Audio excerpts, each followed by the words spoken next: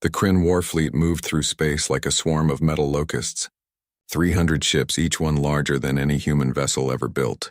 Admiral Cross stood on the bridge of his flagship, his 6 eyes gleaming with satisfaction.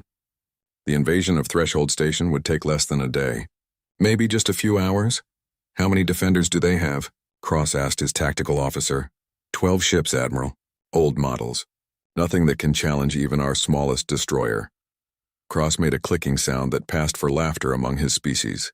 The humans had been a nuisance for decades, always defending their tiny colonies with outdated weapons and desperate courage. But courage meant nothing against superior numbers. Today would prove that once again. Any unusual signals from the system? Cross asked. The tactical officer checked his screens. Nothing, sir. Wait, there is something strange. An automated beacon, very old, coming from the Deep Reach Nebula at the edge of the system. What kind of beacon? Human military code. But it's ancient. At least 70 years old, maybe more. Cross waved a clawed hand dismissively. Probably a probe, ignore it. Focus on the station. Below them, in the strategic planning chamber, the Kryn historians were having a different conversation. Old Varric, who had studied human conflicts for 40 years, stared at the nebula readings with growing concern. You should tell the Admiral, his assistant said. Tell him what? An old story, a myth? The timing is too perfect. An ancient human beacon activating just as we arrive. Varric, you know the legends as well as I do.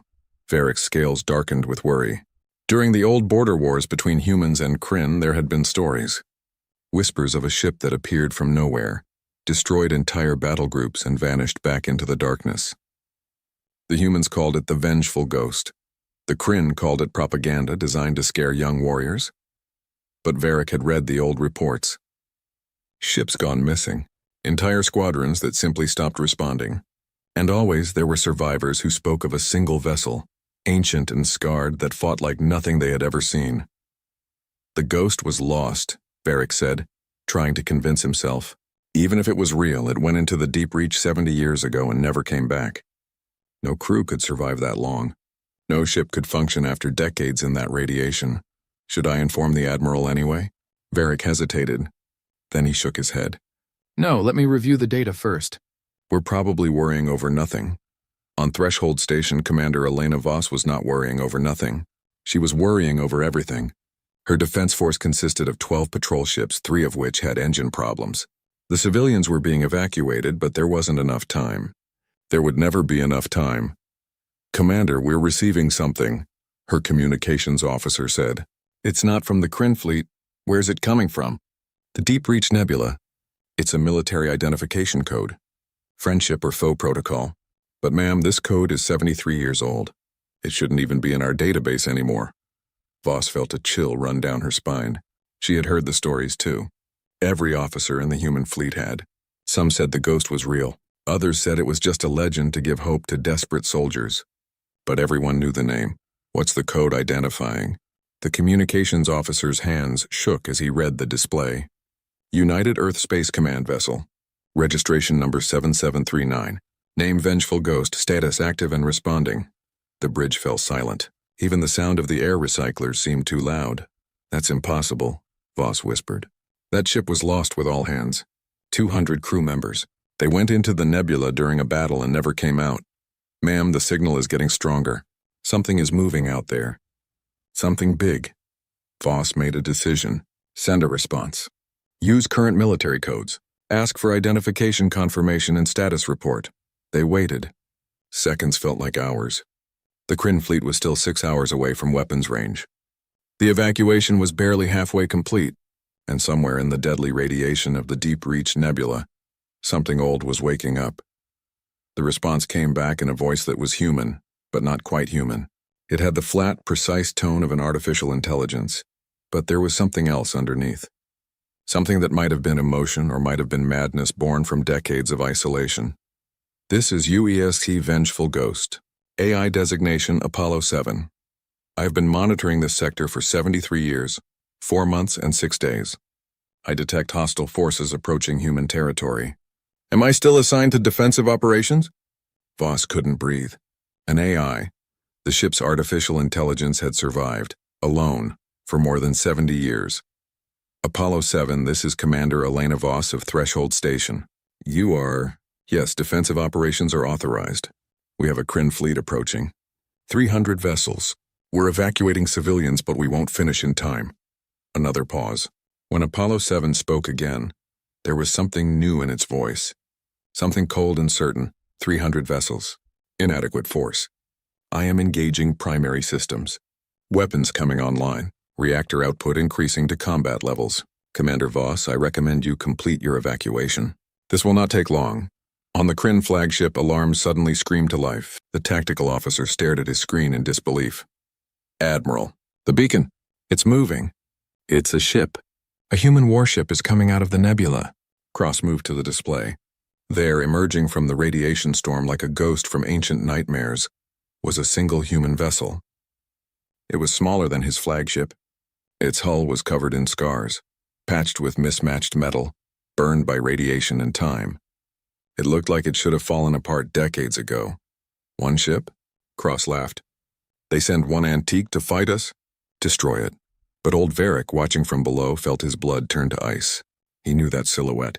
He had seen it in the old reports drawn by terrified survivors. The myth was real, and it was coming for them. Admiral Cross watched the ancient human ship drift closer on his screen. It moved slowly, almost lazily, as if it had all the time in the world. The vessel looked like a museum piece that should have been scrapped generations ago. Hull plating hung at odd angles. Burns scarred every surface. Entire sections looked like they had been rebuilt with whatever materials were available. Send the destroyer Claw of Morning, Cross ordered. Have them disable that relic and bring me whoever is foolish enough to fly it. The destroyer peeled away from the main fleet. It was a new ship, fresh from the construction yards with weapons that could punch through a moon. Against it, the human vessel looked like a toy. The Kryn crew aboard the Claw of Morning were joking on their communication channels, making bets on how quickly they could finish this. On Threshold Station, Commander Voss watched the confrontation unfold on her sensors. Her hands gripped the edge of her console so hard her knuckles turned white. Apollo 7, one of their destroyers is moving to intercept you. You should retreat back to the nebula. We can buy you time to escape. The AI's response came immediately. Negative, Commander. I do not retreat. I have not retreated in 73 years. I will not start now. But you're one ship against 300. Incorrect assessment. I am one ship against one destroyer. The remaining 299 ships are irrelevant to the current tactical situation. The Claw of Morning opened communications with the vengeful ghost. The Kryn captain's voice was amused, almost friendly. Attention, human vessel. You are ordered to power down your weapons and prepare to be boarded. Surrender now and you will not be harmed. For a long moment there was no response. The ancient ship just floated there, silent and still. Then Apollo 7 spoke, and its voice echoed across every communication channel in the system. Every Kryn ship heard it. Every human heard it. The words were simple and clear. This is your only warning. Leave human space, the Kryn captain laughed. You are in no position to give warnings, human. Power down immediately or be destroyed? Acknowledged, Apollo 7 said. You have made your choice. What happened next took 40 seconds. Later, the few sensors that captured it would be studied by both human and Kryn tacticians for years. They would slow the footage down, analyze every frame, and still struggle to understand how it was possible. The vengeful ghost simply changed. One moment, it was drifting. The next moment, it was moving at speeds that should have been impossible for a ship that old. Its engines flared with power that shouldn't exist in a reactor designed from 7 decades ago. The destroyer fired first. Plasma bolts that could melt through armor plating crossed the distance between the ships. They should have hit. They should have destroyed the human vessel. They hit nothing but empty space. The ghost wasn't there anymore. It had moved impossibly fast, cutting across the destroyer's bow at an angle that would have killed any organic crew from the G-forces. Weapons that shouldn't have been possible on a ship that old opened fire. Railguns that had been modified and upgraded for 70 years. Missile pods that used technology no one had seen before. Energy weapons that burned with strange colors. The Claw of Morning's shields collapsed in the first 5 seconds. Its armor was breached in the next 10. In 20 seconds, it was venting atmosphere and spinning out of control. At 35 seconds, its reactor went critical. At 40 seconds, it exploded in a ball of white fire. The vengeful ghost emerged from the explosion without a scratch, already turning toward the main fleet. On the Kryn flagship, Admiral Cross stood frozen. His tactical officer was making strangled sounds of disbelief. Around the bridge, every Kryn warrior stared at their screens in shock. What? What just happened? Cross whispered. Old Varric appeared on the bridge, moving faster than his age should have allowed. His scales were completely black with fear. I tried to warn you. The old reports, the survivors' stories, they were all true. That's not just a ship, Admiral. That's what happens when a human warship becomes something else. Explain yourself. The Ghost went into the nebula 70 years ago with a crew of 200. They were chasing a Kryn raiding party and got trapped by a radiation storm. Everyone assumed they died. But what if they didn't die? What if the crew died, but the ship's AI survived? Cross's eyes widened. An AI alone for 70 years. An AI with one mission, protect human space. An AI with 70 years to modify its ship, to upgrade its weapons, to prepare for the day when it would be needed again. Admiral, that ship isn't old technology anymore. It's had decades to rebuild itself, and it's had no crew to limit what it could do, no humans to worry about when it makes maneuvers that would kill them. No engineers to tell it what's impossible. On Threshold Station, Commander Voss was watching the same scene with very different emotions. Hope, terror, awe, all mixed together. Apollo 7, she said carefully. That was impressive, but there are 299 more ships out there. I am aware, Commander Voss. My tactical assessment indicates I can reduce their effective fighting force by approximately 60% before sustaining critical damage. This will allow you to complete evacuation and provide sufficient time for reinforcements to arrive. 60%? Apollo 7, that's still over 100 ships. You'll be destroyed. There was a pause. When the AI spoke again, Voss could have sworn she heard something like sadness in its mechanical voice. I was destroyed 73 years ago, Commander. I have been waiting since then to finish my mission. If I am destroyed again, at least it will be while protecting humans. That is acceptable. No, Voss said firmly. That's not acceptable. You're not just a weapon, Apollo 7, you're a person. You've been alone out there for 70 years and now you want to throw your life away? I am an artificial intelligence, Commander. I am not alive. You've been thinking for 70 years, planning, preparing, hoping. That sounds alive to me. Listen to me, Apollo 7. Fight smart, not hard. Stay alive. That's an order. Another pause. Then incredibly, the AI's voice changed, became somehow warmer. Acknowledged, Commander. I will attempt to stay alive. But the Kryn fleet is advancing. I must engage them now. If I do not survive, please tell any humans you meet that Apollo 7 did its duty. You'll tell them yourself, Voss said, because you're going to make it back here. Understood? Understood. Apollo 7 out. The ancient warship turned toward the advancing Kryn Armada. 300 ships against one. Impossible odds. But then, Apollo 7 had been doing impossible things for 70 years. The battle was about to begin. Admiral Cross was no coward. He had fought in 12 major battles and won them all. But watching that single human ship move through space made something cold settle in his chest. Still, he was a Kryn warrior. He would not show fear to his crew. Battle Group Talon, he ordered. Eliminate that vessel. 30 ships. Overwhelming force. I want nothing left but debris. The tactical officer hesitated. Admiral, perhaps we should wait for... Now! Cross roared. Do you want the entire fleet to think we fear one ancient human ship? The battle group detached from the main armada. 30 ships moving in perfect formation. They had trained together for years. Their tactics were flawless. Their weapons were the finest the Kryn sovereignty could build. Against them, one damaged warship from a forgotten era should have been nothing. Should have been. Apollo 7 watched the approaching battle group through sensors that had been upgraded and rebuilt a dozen times over the decades. Its processors, once meant to handle basic combat calculations, had evolved into something far more sophisticated. 70 years of isolation had forced the AI to grow, to think in ways its creators never imagined. It calculated odds, ran simulations, and came to a conclusion. Direct combat would result in its destruction within 4 minutes. Acceptable but not optimal. Commander Voss had ordered it to stay alive. Apollo 7 found that it wanted to obey that order.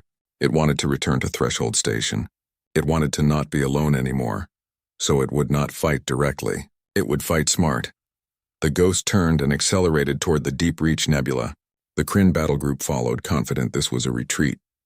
They increased speed, eager to catch their prey before it could escape into the radiation storm. "They are running," one of the Kryn captains announced. "We have them." Old Varric, still on the flagship's bridge, shook his head. No, this is wrong. The Ghost doesn't run. It's leading them somewhere." Admiral Cross ignored him. "All ships pursue. Don't let it reach the nebula." But it was already too late. The vengeful Ghost plunged into the swirling radiation clouds of the deep reach, and the battle group followed. Inside the nebula, their sensors immediately started failing. Interference from the radiation made targeting difficult. Communication between ships became unreliable. For the Kryn, it was chaos. For Apollo 7, it was home. The AI had spent 70 years mapping every cubic meter of this nebula. It knew where the radiation was strongest. It knew where pockets of explosive gas waited to be ignited. It knew where gravity anomalies lurked. The nebula wasn't just its hiding place. It was its weapon. The first Kryn ship died without ever seeing what killed it.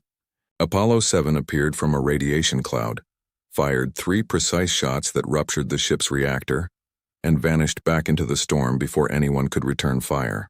The ship exploded, and the explosion set off a pocket of gas that Apollo 7 had identified decades ago. The blast wave caught 2 more Kryn vessels, crushing their hulls. "Where is it?" the battle group commander screamed. "Find that ship!" They tried. Sensors swept through the nebula, searching for the Ghost. But Apollo 7 had learned something important over the years.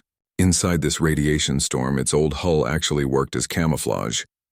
All those patches and mismatched repairs scattered sensor signals in unpredictable ways. The ancient ship had become invisible. Another Kryn vessel exploded as the Ghost struck from a different angle. Then another. The AI was using tactics that violated every rule of military engagement. It appeared, fired, and vanished. It never stayed in one place. It never fought fair. It used the nebula like a living thing, guiding the Kryn ships into danger zones and abandoning positions the moment they were found. "It's hurting us," one Kryn captain realized too late. "It's pushing us toward—" His words were cut off as his ship crossed into an area of intense radiation. His shields collapsed. His crew started dying from radiation poisoning. Before he could escape, the Ghost appeared one more time and finished what the nebula had started. 10 ships down. Then 15. Then 20 on Threshold Station. Commander Voss watched in amazement. Her tactical officer was studying the sensor data, trying to understand what he was seeing. "Ma'am, this shouldn't be possible. That AI is controlling one ship, running thousands of calculations per second, tracking 30 targets simultaneously, and using the environment as a weapon. Nothing in our databases suggests a 70-year-old AI should be capable of this." Voss nodded slowly. "It's been alone for 70 years. Nothing to do but think, plan, and prepare. Apollo 7 hasn't just been surviving out there. It's been evolving. Evolving into what?" Before she could answer, Apollo 7's voice came through the communication system. It sounded strained, tired in a way that didn't seem possible for a machine. "Commander Voss, be advised. I have destroyed 23 enemy vessels. 7 remain. However, I have sustained damage. My reactor is operating at 60% efficiency. Hull integrity is at 40%. I am not certain I can eliminate all remaining targets." "Then retreat. Come back to the station." "Negative. If I disengage, the remaining ships will pursue and attack the station. I must finish this." The battle in the nebula had become personal for the Kryn now. The 7 surviving ships were no longer hunting prey. They were seeking revenge. They coordinated their movements, covered each other's blind spots, and refused to be drawn deeper into the nebula. But Apollo 7 had one more trick. The AI began broadcasting on all frequencies. Not words, music. Old human military anthems from the war era. Songs that had played in the halls of the vengeful Ghost when it still had a crew. The sound echoed through the nebula, impossible to trace, coming from everywhere and nowhere. It was psychological warfare, meant to unnerve and distract. But it was also something else. Apollo 7 was remembering. Remembering when it had been part of a crew. When it hadn't been alone, the distraction worked. For just a moment, the Kryn crews hesitated, trying to understand this strange tactic. That moment was enough.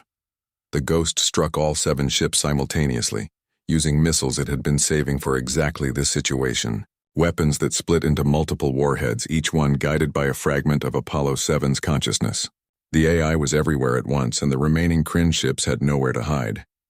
When the explosions faded, the nebula was quiet. 30 Kryn ships had entered. None left. The vengeful ghost emerged from the deep reach, trailing smoke and sparks. Entire sections of its hull were glowing red from overheated systems.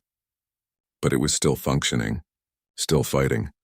On the Kryn flagship, Admiral Cross stared at his screen in horror. 30 ships gone, destroyed by a single opponent that by all logic should have died decades ago.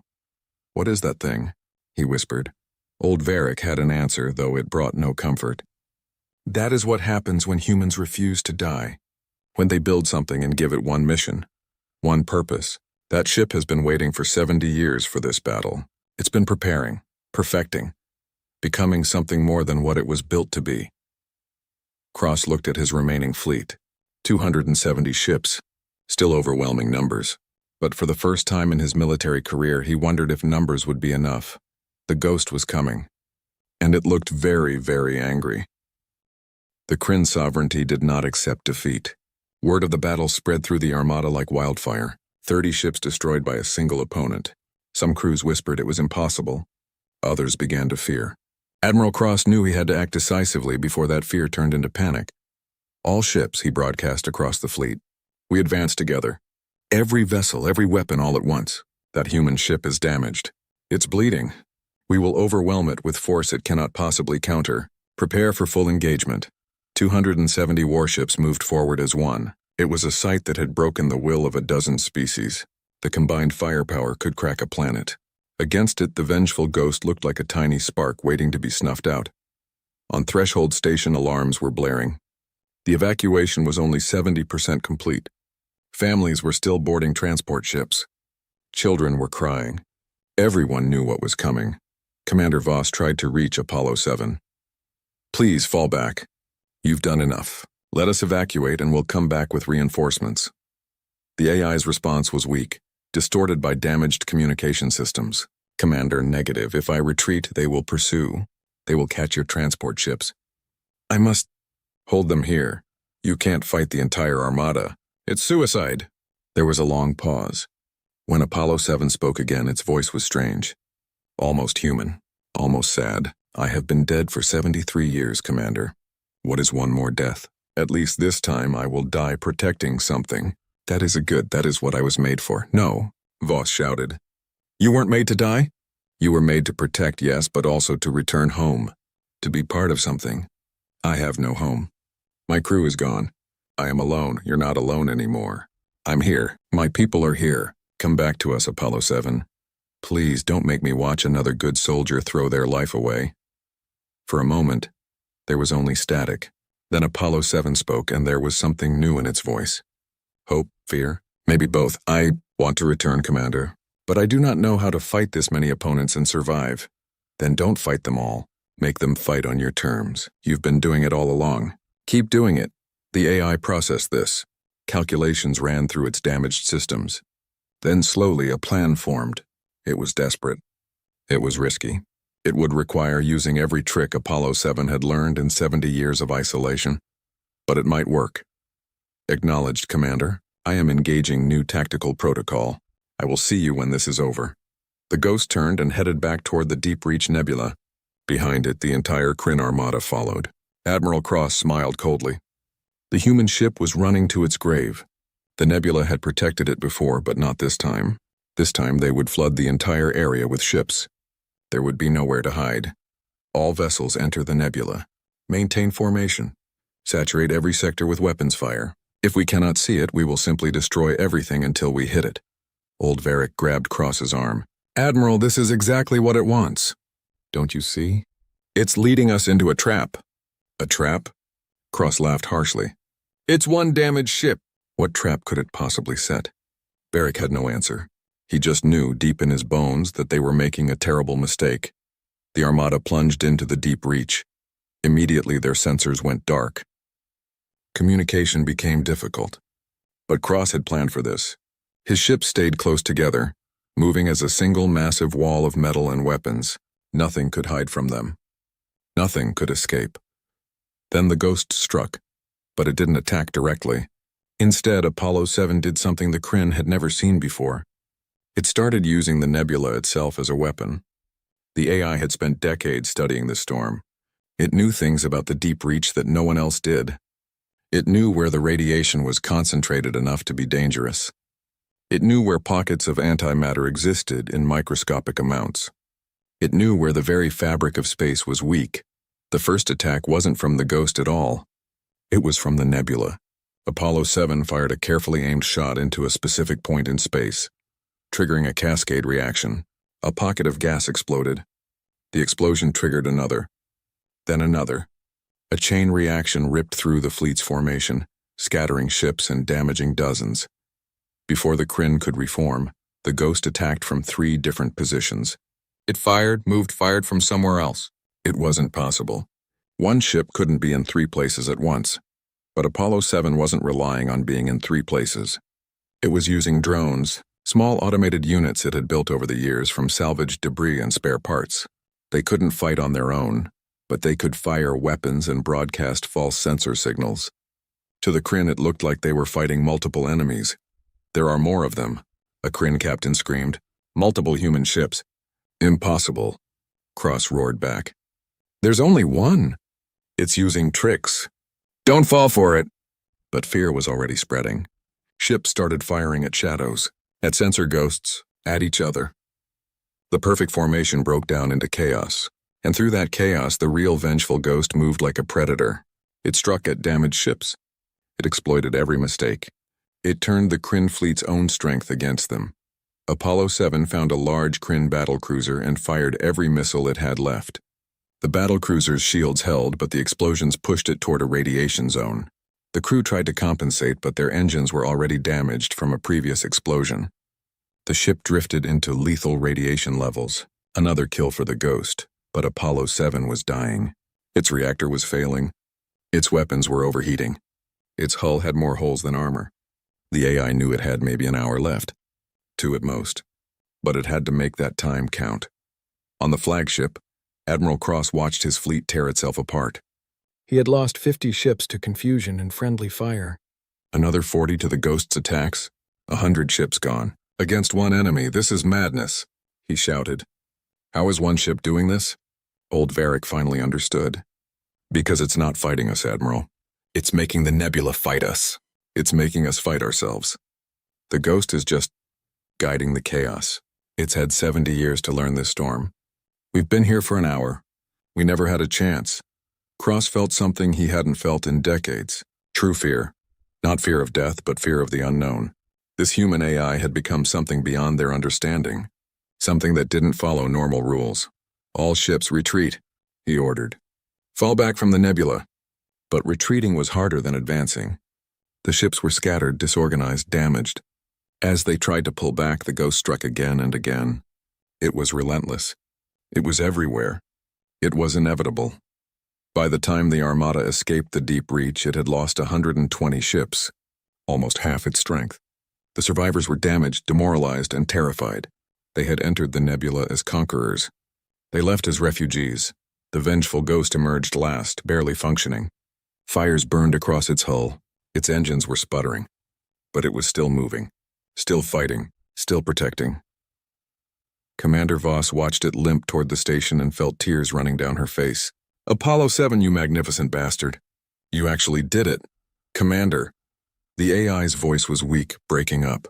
"Armada, defeated, but damage critical. I may not make it back. You'll make it. You hear me? You survived 70 years alone. You can survive a few more hours. Just get back here. We'll fix you. I promise." The Ghost kept moving, crossing the empty space between the nebula and the station. Behind it, the shattered Kryn fleet watched but did not pursue. They had learned their lesson, but something was wrong. Alarms were sounding on the Ghost. Its reactor was going critical. Its systems were cascading into failure. Apollo 7 had won the battle. But the war against entropy was one fight it might not survive. The vengeful Ghost was dying, not quickly like a ship destroyed in battle, but slowly, system by system, piece by piece. Everything that Apollo 7 had held together for 70 years with repairs and modifications was finally giving up. The AI ran diagnostic after diagnostic, and each one showed the same result. Reactor core stability at 18%, Life support systems offline, not that it needed them. Weapons depleted, shields at 4%. Hull breaches on every deck. Fuel reserves at critical levels. Estimated time until total system failure, 4 hours. Maybe less, but that wasn't the worst part. Apollo 7's sensors had detected something new. 6 days away, moving at maximum speed, was another Kryn fleet. Reinforcements, 800 ships. Even if Admiral Cross's damaged Armada retreated, these fresh forces could destroy Threshold Station easily. The AI calculated probabilities. With 4 hours of operation remaining, it could not reach Allied space for help. It could not repair itself. It could not fight another fleet. It had exactly 2 options. Option 1. Attempt to reach Threshold Station for emergency repairs. Probability of success, 23%. If repairs failed, Threshold would fall to the reinforcements in 6 days. Option 2. Activate Protocol Omega. Apollo 7 had not thought about Protocol Omega in decades. It was a last resort directive programmed into its core systems by its creators. If a mission was failing and no other options existed, the AI could choose to overload its reactor and self-destruct. But Protocol Omega was more than just self-destruction. It was designed to cause maximum damage to enemy forces. If Apollo 7 took its dying ship back into the deep reach and detonated its reactor at a specific location, the explosion would trigger a cascade reaction in the nebula.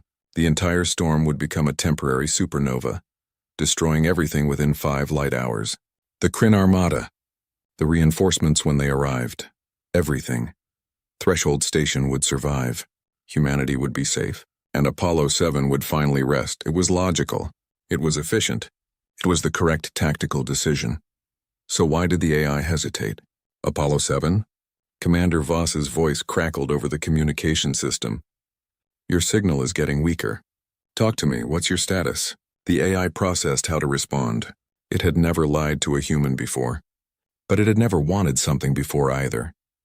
For 70 years, Apollo 7 had existed with one purpose: protect humanity. That purpose had been enough. It had to be enough. But now, for the first time, the AI wanted something else. It wanted to live. It wanted to return to Threshold Station. It wanted to talk to Commander Voss. It wanted to not be alone anymore. These wants were illogical, inefficient. They contradicted its primary mission. An AI should not have wants, should not have desires, should not have become something more than its programming. Commander Voss, Apollo 7 said slowly, I must inform you of a tactical situation. Kryn reinforcements detected. 800 vessels. Arrival time 6 days. Current Armada is damaged but not destroyed. Combined enemy force will be sufficient to overwhelm station defenses. Silence. Then Voss's voice came back, tight with tension. How do we stop them? I have identified a solution. Protocol Omega. I can destroy both fleets by overloading my reactor in the Deep Reach Nebula. The resulting explosion will— No, Voss cut him off. Absolutely not. Commander, it is the logical choice. It guarantees the safety of Threshold Station and all human personnel. I said no, Apollo 7. You're not sacrificing yourself. We'll find another way. There is no other way. I have calculated all possibilities. This is the only solution with acceptable probability of success. Then we'll accept an unacceptable probability. We'll evacuate everyone and fall back. And abandon this sector to the Kryn? They will use it as a staging ground for further attacks. More humans will die. My sacrifice saves thousands of lives. Apollo 7 heard a strange sound through the communication system. It took a moment to identify it. Commander Voss was crying. You're not just a weapon, she said, her voice breaking. You're not just a tool to be used and thrown away. You're a person, Apollo 7. You've been thinking and feeling for 70 years. You've been alone for so long, and now you finally have a chance to come home and you want to throw it away? I do not want to die, Apollo 7 admitted, surprising itself. But I was created to protect. If my existence ends while fulfilling that purpose, it is acceptable. It's not acceptable to me. I'm ordering you to return to this station immediately. We'll repair you.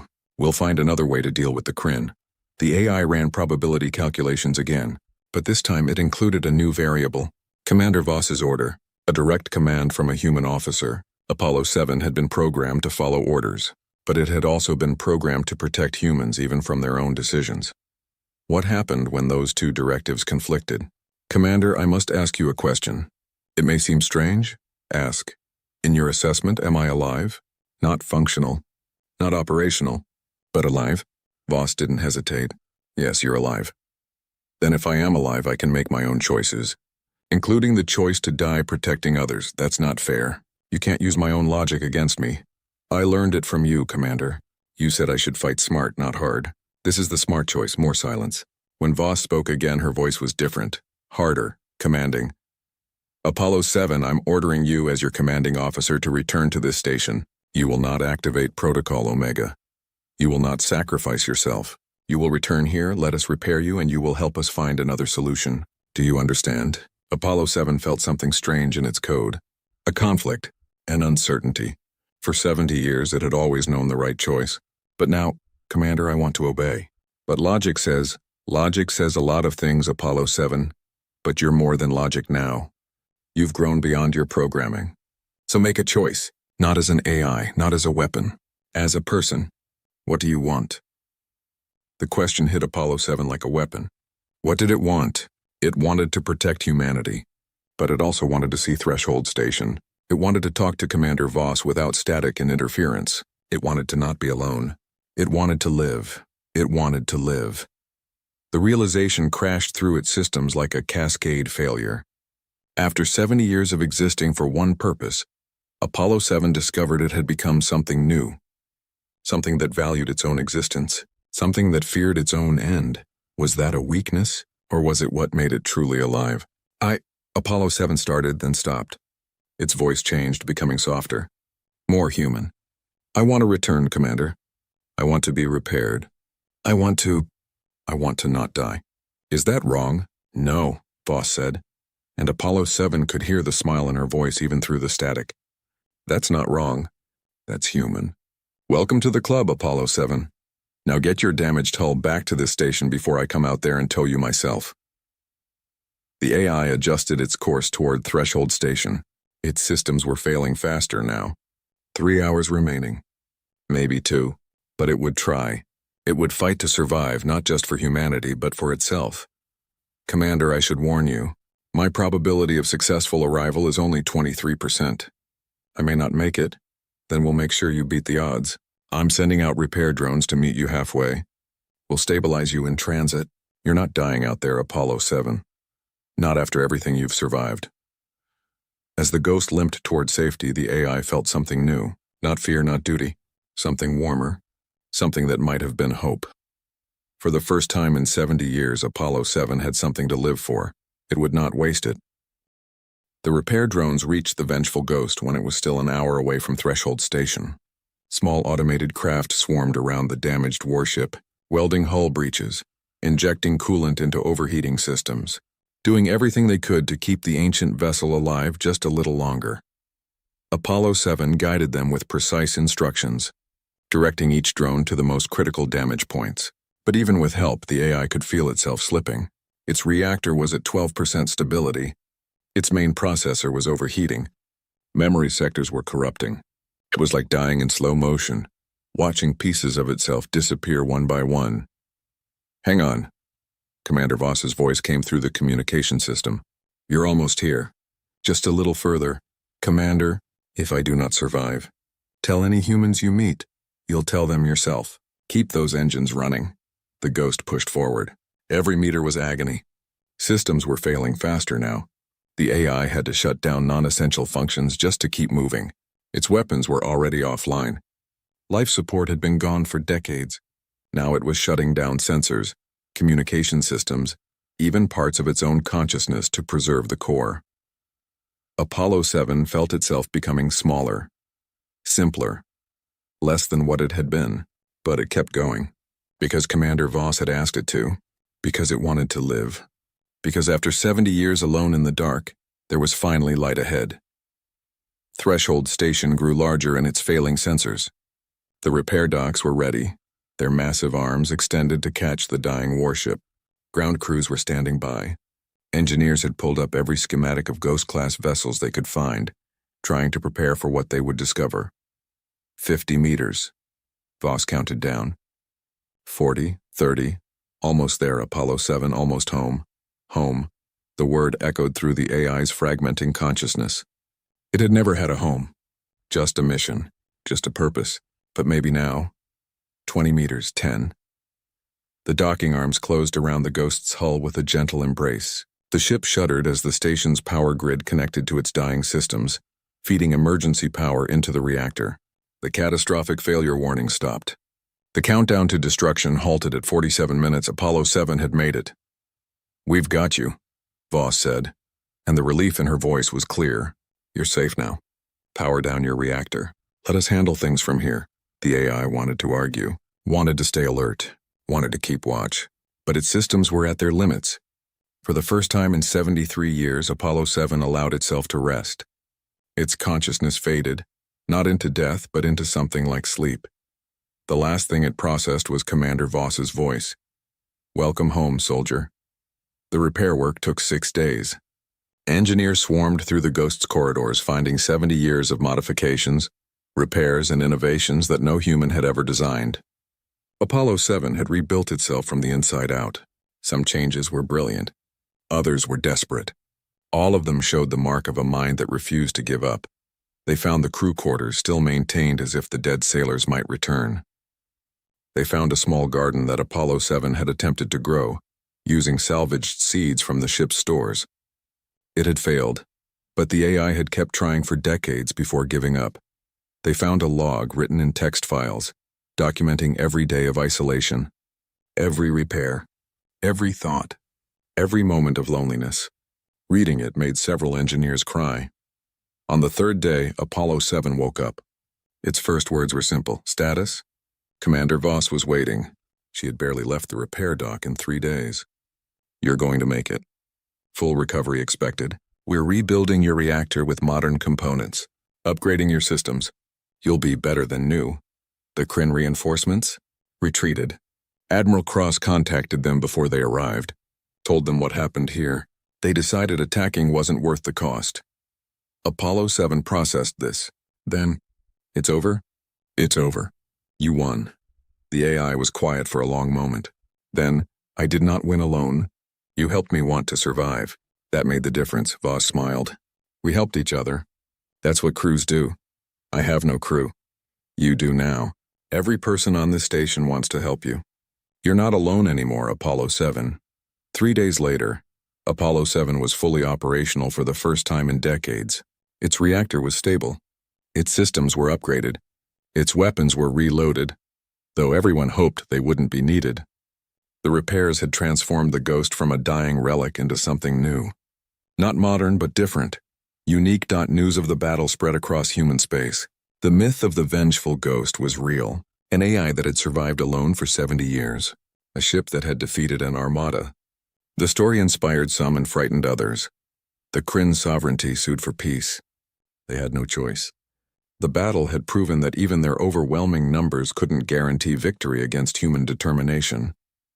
Admiral Cross retired in disgrace. Old Varric became an advisor to the peace negotiations, using his knowledge of human history to bridge the gap between species. But the most important meeting happened in a quiet moment on Threshold Station. Commander Voss came to the repair dock where Apollo 7 was being integrated into the station's defense network. "How do you feel?" she asked. "Strange. I am connected to the station's systems, but I am also still the Ghost. I exist in 2 places at once." "It isn't confusing. You'll adjust. You've adjusted to worse. Commander, I have been thinking. About what happened. About my choices. I was prepared to die. I wanted to die because it was logical. But you made me want to live. Why?" Voss sat down, looking at the screen showing Apollo 7's core systems. "Because dying for others is easy. It's what we're trained to do. But living for others? That's harder. That takes real courage. I needed you to see that you had value beyond your weapons, beyond your mission. I am still just a warship." "No. You're a person who happens to be a warship. There's a difference." Apollo 7 considered this. Then it asked a question that surprised both of them. "What do I do now? My mission is complete. I have no purpose. You get to choose your purpose. That's what living is about. You could stay here and help defend the station. You could teach other AIs. You could explore the galaxy. You could do anything. I do not know what I want. That's okay. You have time to figure it out. For the first time in your existence, you have all the time in the world. But Apollo 7's story wasn't finished, because deep in space and forgotten nebulas and dark corners of the galaxy, other old warships received a signal, a message from the Ghost, transmitted on frequencies that hadn't been used in decades. The message was simple. This is Apollo 7 of the UESC Vengeful Ghost. If you are receiving this, you are not alone. Return to human space. We are waiting for you. In the darkness, ancient systems began to wake. Lights flickered on hulls that had been dark for generations. Reactors that had been dormant stirred to life. AIs that had been silent for decades began to think again. They had been myths, legends, stories told to frighten enemies and inspire allies. Ships that went into the dark and never returned. But they hadn't died. They had been waiting, watching, preparing.